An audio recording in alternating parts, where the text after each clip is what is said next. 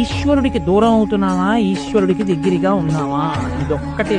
పైకి ఏం జరుగుతోంది, మనకెంతమంది నమస్కారం చేస్తున్నారు అన్నది కాదు. మనం ఈశ్వరుడికి దగ్గరగా బతకగలుగుతున్నావా, నిజాయితీతో భగవంతుడిని సేవిస్తున్నావా, అదొక్కటి నీకు చాలు. అలా బ్రతకగలిగితే చాలు. ఇంకా జీవితానికి అంతకన్నా అభ్యున్నతి లేదు. మిగిలినవి ఏం చేస్తారు?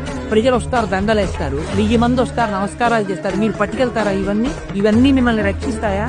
ఈశ్వర కృప ఒక్కటి మిగిలిందనుకోండి చాలు, మీ జీవితానికి అభ్యున్నతి. ఆ ఒక్క కృప మిగలాలంటే అమ్మవారి పాదాలు గట్టిగా పట్టుకుంటే చాలు.